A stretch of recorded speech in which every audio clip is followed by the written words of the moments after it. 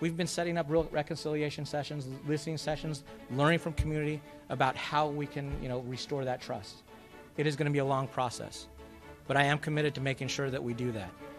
Well, that's Seattle's interim police chief, Adrian Diaz, talking about what is next after a story that has blown up for the SPD.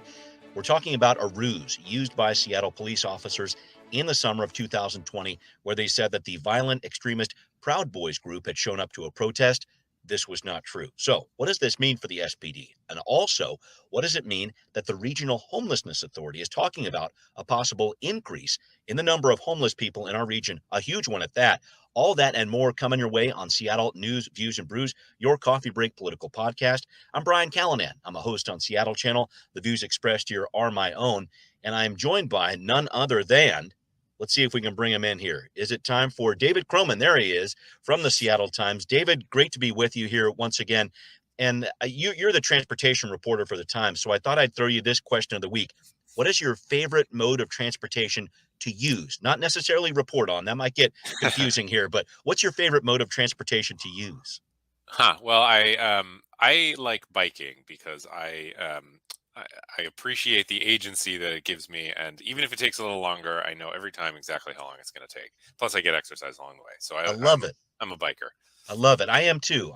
It's not always easy in the monsoon season here in the Seattle area, but I totally appreciate that. Well, thank you for that, sir. Thanks also to City Grind Espresso, our background noise sponsor for the audio podcast. Check them out on the first floor of City Hall. Also, thanks to owner John and Riley there. Please do support them, other small businesses too.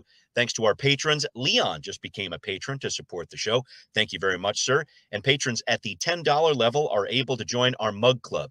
David, you will have this next week, I promise. I'm getting it out there. It's just taking its time. I don't want you to go thirsty here. But our mugshot of the week is this from Lynn, all about the tea. And that's an important news update here, folks. These mugs can be used for coffee, tea, you name it. Thank you, Lynn, for your support. Keep on drinking that tea. If you want to support the cause of independent journalism, please do. Check out Seattle News, Views, and Brews on Patreon. Finally, thanks to Converge Media, the video version of the podcast is on Converge Wednesday nights at 7. All right, we're going to get rolling with right here, right now. Well, things are getting rolling slowly but surely for the Seattle City Council here in the middle of January. A number of committee meetings canceled this week. A few items, though, on the full council agenda of note. And one piece I found interesting here, David, a resolution laying out where all the council members will be assigned in terms of committees. We're talking about state, county, city committees, too. Why is this important? Well, these committees are where policy gets crafted before it comes law. And one assignment I thought was very interesting here. Council members Herbold and Lewis are now assigned to the governing committee that oversees the King County Regional Homelessness Committee. Now, Lewis was on this committee before. Mosqueda Morales are alternates here. Over the last couple of years, the council president has played a role on this committee, but Council President Juarez has opted not to be part of this group. I just wanted to ask, how do you see council members Lewis and Herbold trying to influence the RHA, which is arguably one of the most important policy relationships that the city council has in our region? Yeah, I mean, they will be sort of simultaneously advocating for Seattle's voice in this. Because I mean, I think that's going to be sort of the most challenging thing about the success of this regional homelessness authority, Right, is which we'll talk more about in a minute. Yeah. Right. And so, Councilmember Lewis has been, well, both of them really, but Councilmember Lewis in particular over the last couple of years has been really front and center on the homelessness issue. I mean, he's been, his committee assignment has been, considering and introducing a lot of policy related to homelessness. And he has been kind of pushing, in particular of late, more construction of tiny home villages and things like that to create emergency response, which actually could be sort of an interesting, I don't want to call it a conflict, but no, but I know the RHA has had some issues about that. Yeah, right. Yeah, the RHA has, Mark Dones has raised some questions about, proliferation of tiny homes. So that'll be interesting. And so, I mean, I think Councilmember Lewis and Councilmember Herbold are not going to, I think they're going to be sort of strong, outspoken advocates on behalf of Seattle's policy, and they're not going to be shrinking violets about this. I mean, neither of them are the type to, I mean, they're going to say their piece, and I think, how much of an influence that'll have, we'll see. Yeah. Yeah, both good talkers, that's for sure. And Right. it's always interesting to see where these committee assignments fall. I noticed also Councilmember Sawant only gets 3 assignments to her. Councilmember Mosqueda is a member or alternate on 11 committees out there, and there are some roles that are changing. Councilmember Morales takes over leadership of the Families Education Preschool and Promise Levy Oversight Group, and the new council member here, Sarah Nelson, involved in just about every economic committee that the city council is connected with from what I'm seeing here. A quick take on Nelson here, David. Ran on a platform of supporting small business. What effect do you think she's going to have on council policy? She hasn't held a committee meeting yet for her economic development committee, but I'm really interested to see what her first business focused move might be. Some thoughts on Sarah Nelson? Yeah, I don't know. I mean, she on the campaign trail didn't lay out a ton of specific pieces Right. of legislation that she would try and pass around sort of business. There is always a lot of talk about the business and occupation tax, which is, for better or worse, kind of a main source of income for the city of Seattle. Hmm. Making significant changes to that, I think, would rely more on the state than something you could do at the city level. But I think for the most part, at least to start, I think Councilmember Nelson will use that as kind of a bully pulpit in some ways. I mean, she ran specifically as a business owner. That was her number one talking point of Fremont Brewing. She ran sort of specifically on this notion that the current Seattle City Council is ignoring the interests of business. Hmm. So, I think early on we will just hear a lot. In every conversation, I imagine she will bring up business Sure. and Oh, yeah. how this does or does not affect businesses. Right. Maybe some sort of pieces of legislation she could introduce, Sure. maybe related to permitting or regulation or Hmm. things like that. I think what sort of comprehensive sort of breaking piece of Right. legislation. I don't recall her sort of saying anything specific like Right. that on the campaign trail. So, Right. but it is a nod, I think, from the other council members and Council Hmm. President Juarez in Right. particular, that Hmm. this is her campaign. Yeah. This was her campaign, and this is what she ran on. And Yeah. she's being first year council members are often not given the committee assignments that they True. want. Yeah. And the fact that she is getting so much placement on the Yeah. with economic councils and committees and things like that, I think is an acknowledgement from Council President Juarez that Hmm. this is why she's here, and so Yeah. Right. she's going to give her an opportunity to talk about that. One of the first times in a while we've had a small business owner on the Seattle City Council. Yep. So that is important. I did want to keep on talking about the committees here and specifically what the Homelessness Committee for the City Council is doing this week. The King County Regional Homelessness Authority will be presenting to the City Council's Public Assets and Homelessness Committee later on this week for the first time. And David, I thought there was plenty to pick apart here with the RHA's presentation here. They're talking about overhauling how we measure how many homeless people are in our region. This is really interesting here because the RHA is making mention of a King County report from 2019 that said we may have 45,000 plus homeless people in our region, which is more than 3 times what we had during the last point in time count. So the RHA is talking about getting better data. Mark Dillons has been talking about this a lot, wants to get a full list of names, get this bid out for a new measurement system by next year. But I'm just trying to encompass this, David. How big of a project is this that the RHA is trying to take on when it comes to measuring just how many homeless people we have in our region? Yeah, it is a big project. The point in time count before was kind of part of a federal um, Department of Housing and Urban Right. Development Hmm. requirement that cities Hmm. had to do this. But Right. for years, I basically every year I'd write some story about what this Yeah. count says, and then every year the lead of that story would caveat to no end that Yes. This basically is everybody not. in Yeah. Hmm. basically everybody involved with this count acknowledges it's an undercount. Absolutely, it is not very scientific because No. it's was mostly for years dependent on volunteers to come out and basically walk the streets of Seattle and count, Yeah. and they would you'd see a car and it would have foggy windows, and then Yeah. So that's it. Mhm. therefore you're supposed to assume that there are two people living in that. Right. If it was nasty weather, you'd have fewer volunteers that Sure. year. Yeah. Maybe people would I've been on sort a of be, couple of counts. It's yeah, exactly what you're talking same. about here. It can be a very subjective thing for the volunteer that's out there. And so the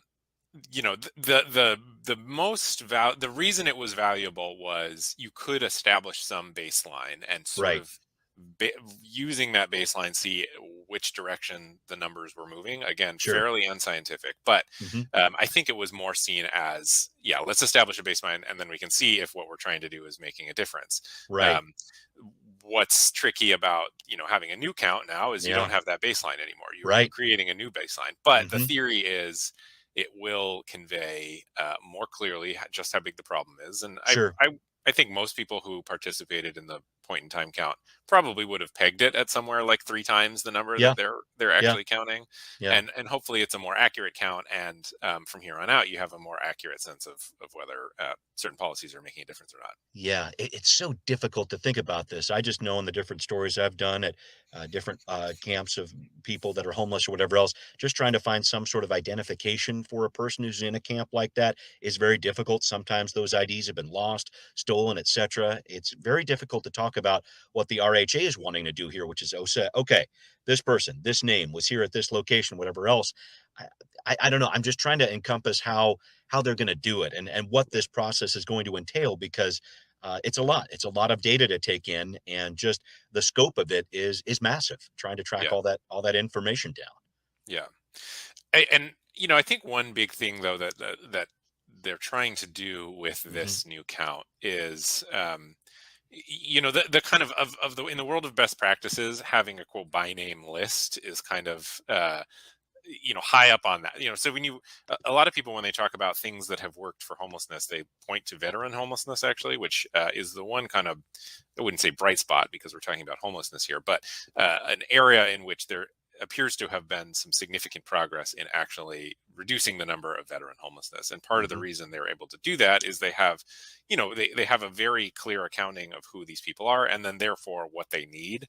And Mark Doan's the new director of the, or not new anymore, but the director of the King County Regional Homelessness Authority has been talking about the need for a by name list for a while. And so I think having a kind of more, data driven and clear sense of how many people are actually out there is a first step in moving toward knowing these people by name and then Yeah. knowing exactly what it is that they need to no longer be homeless.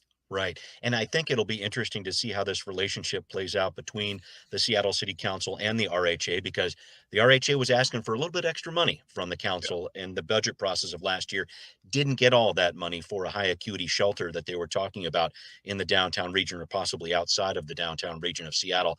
But I see this relationship kind of forging ahead over the next couple of months here. I really want to say that we could see I'm not quite sure how to describe it, David, but Woodland Park, we've heard a number of council members say this is the highest priority place right now in terms of homelessness encampments. I just wonder how the city, how the RHA is going to work together on a project like that, because there's a lot of focus in the city on that. And I think there's going to be a lot more focus now on the RHA being a partner in that cleanup effort, whatever you want to call it, in terms of what's going on in Woodland Park. Just your thoughts about the relationship between the council and the RHA going forward. A lot of scrutiny, I think, in the first few months of 2022. Yeah, there will be a lot of scrutiny. I mean, it's tough because they're trying to build this plane as As it's they're trying flying, yeah. as it's flying. I was going to say as it's flying, but I almost want to say as it's as it's on fire. I mean, this Yeah, is right, a, right. a crisis, an Not emergency of something worth laughing homelessness, about. Yeah, and they're mhm, yeah no. I mean, the metaphor, silly as it is, I mean, it's this emergency crisis, and we have been trying to deal with it for a long time. yeah, And so, ideally, you create a system that is prepared for a crisis. You're not trying to create the response in the middle of that crisis, but that's right, really what the King County Regional Homelessness Authority is doing. yeah, And part of the what's so challenging about it is it takes time to set these things up. There's mhm, a lot of bureaucracy, and especially in this. I mean, you have parts of the city of Seattle basically shutting down operations right, in favor of this new authority and yeah, shifting huge amounts of money. And then, it took them a long time to hire Mark Jones, mhm, longer than they wanted, and then yeah, they wasn't had their to top choice, yeah, mhm, right, and then they had to hire up a whole host of new people.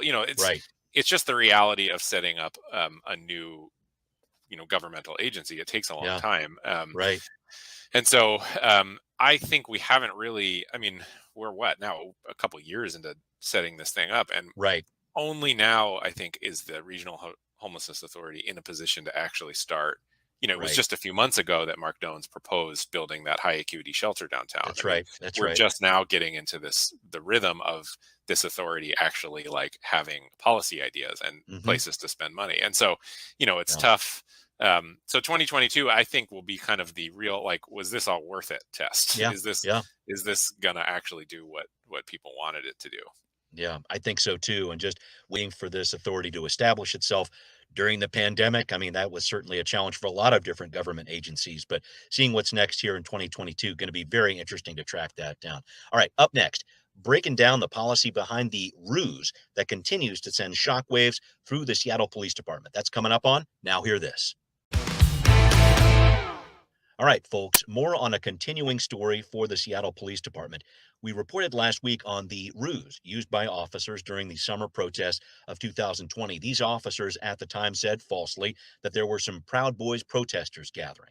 Now, it's not against the law to use ruses like this. Most often, they are used for undercover purposes, but simply knowing about when these ruses are used, this information was kept quiet for about a year and a half. That's what Mayor Bruce Harrell is concerned about. Here's what he said about this last week. And I've told Chief Diaz, if we are to work together, that's the kind of transparency he has to accept, because that's the mayor that I will be. David, just trying to figure out what's next here. The chief has to make a decision on disciplinary rulings. There's something called a Loudermill hearing for the officers involved. They get to give their side of the story.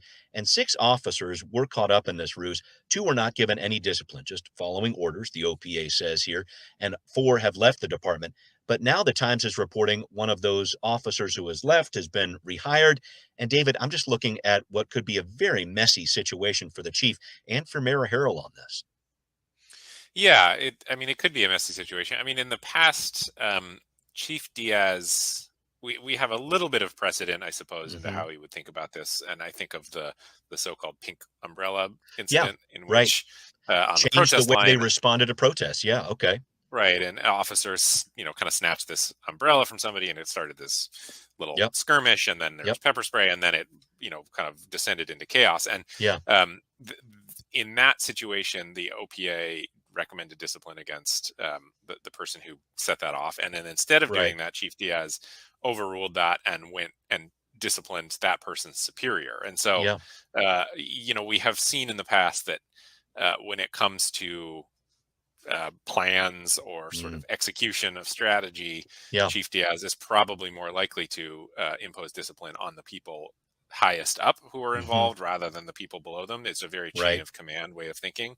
Yep, And in that case, it's basically what the OPA said, which was yeah, the higher ups and those people who no longer work for the department. So, right, um, right. I don't know. I don't know if, I mean, SPD rehired this person. It would be Yeah, strange, I suppose, to rehire and then immediately discipline a person. sure.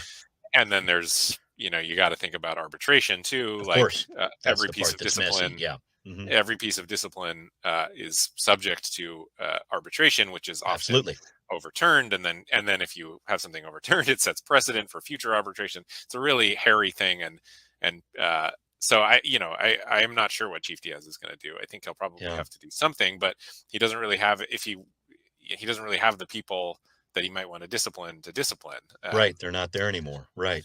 That's So yeah, it's I it's don't know. so interesting to me. I'm looking now at the head of the OPA, the Office of Police Accountability. Andrew Meyerberg is now Mayor Harrell's Director of Public Safety. An interesting twist. We heard about this last week. Any thoughts about this? How this could potentially change, I guess, the way the city works with SPOG and other police unions there to forge a contract, which the police don't have right now. Any thoughts about what role Andrew Meyerberg is going to be playing when it comes to overseeing the police and making sure they're accountable in the months and years ahead? Yeah, so Mayor Harrell is calling him Director of Public Right. Safety. I don't know what that means exactly. Hmm. Every mayor, at least as far as I can remember, has had an advisor of public safety. Correct. I'm not Yes. sure what the difference between advisor and director is. My hunch is not very much. Gets a better Um, chair. Yeah. Who yeah, knows? Yeah. exactly right. Yeah. A better plaque on his desk. Right. Right. But if as I suspect, he's basically filling the role of public safety advisor, Hmm. he will probably be quite involved with the contract negotiations with SPOG. And he's a lawyer. He has been around this stuff in a long time, so Hmm. I imagine that's a motivator for Mayor Harrell to bring him on. They don't Yeah. want somebody who has to learn the whole Right. SPA contract. Yep. And so, yeah, I would think a lot of his time early on is going to be spent thinking about this. Yeah. Yeah. But It, then, it, but then also, I think also, Mayor, there's a lot of talk about how the city can bring in fewer armed officers to certain situations, that's traffic right. stops, low acuity response, that sort of Hmm. thing. And Hmm. I think, and Mayor Harrell has already expressed his desire to set up more of those programs. So I think Andrew Yeah. Meyerberg will probably be fairly involved with that sort of thing too. I feel like you're right on that because we have a new city attorney in Ann Davison who has had some questions about some of those programs or whatever else. So Andrew Meyerberg plays an important role there when you talk about the different responses to crime that Yeah. Seattle's going to have. So that's going to be really interesting to track down. So I wanted to talk about, David, as we move on here to our next topic here, just the public safety, the concern that is under all of the public safety concerns out there, the COVID pandemic. So this week, the National Guard's coming in to help hospitals, testing sites by order of Jay Inslee there. Seattle schools are seeing walkouts over safety concerns. I know that other states are seeing a peak in terms of numbers of cases, whatever else that they're coming down from, but that's not the case in our state, David, at least not yet. Your thoughts about what's happening with COVID right now? Yeah, I mean, it's my thought is that it appears we have all, there was a lot of talk about herd immunity early on in the Yes. Hmm. pandemic, and a lot of pushback on that because it was going to lead to a lot of misery and death. Uh, Yeah. we have now entered a phase where it seems that is our approach, our chosen approach, and Yeah. be, and we are clearly in a much better situation than we were early in the pandemic because we have Hmm. vaccines Yes. and boosters and better care when people are in hospitals. So it is not the same, but the Mm. reality of Omicron is it has turned the response into basically a herd immunity one, which is we're all Yeah. waiting for the peak to hit a peak and then for that Right. to turn down. And but without a lot of changes to policy in between. So that Right. tells me that we are just hoping that enough people do not end up that enough people get infected and do not Yeah. end up in the hospital, and that therefore Right. that will start to drive down the cases, which might happen. But Yeah. just the reality of the situation is our policy response now is pursuit of herd immunity, Right. and Right. that has fingers crossed, and Mm. hopefully that does not lead to as much death because maybe Yeah. Omicron is less severe and more people are Yeah. vaccinated and things like Right. that. Right. But Right. Right. it does have fairly significant consequences, which Oh, we're yeah. seeing. Hmm. Hospitals are filling up, almost at the same time as a lot of healthcare workers have already quit or are Sure.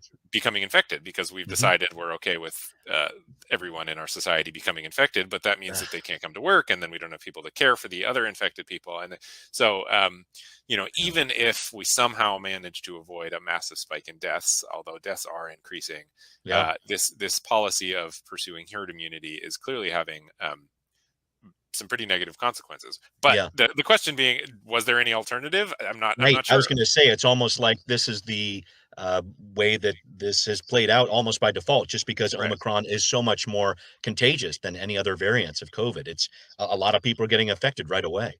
Yeah. Yeah. And I this is not a endorsement one way or the other Hmm. of any certain policies, but there have been some people who have raised the question of maybe trying to avoid this at this point will actually just create more protracted. Mm. It'll Yeah. just protract it even longer. So Mm. I mean, again, this is not commenting on the I decision gotcha. to do one way or the other, but the Hmm. reality is this is a policy of herd immunity at this point, Yeah. and Yeah. that is a fact. And the result of that is, yeah, a lot of societal challenges. Yeah. And Again, I was, whether or not there was an alternative, I don't yeah, know. right, right, right. And I just looking back at the schools issue real quick, I know the Seattle Public Schools leadership is saying you got a lot of parents who are saying it's not safe for our kids to go back to school, but you have just as many parents, according to the SPS, who are saying, you know what, it really wasn't healthy for our kids to be out of school either. So Right. again, this is a policy discussion we've had for what, 2 years now, really, when it comes to COVID. But yeah, that the schools, I think, are another crisis point. You've got the healthcare piece of it, of course, but the schools are really where we're having this discussion, and it's tearing families apart. This is a really difficult one.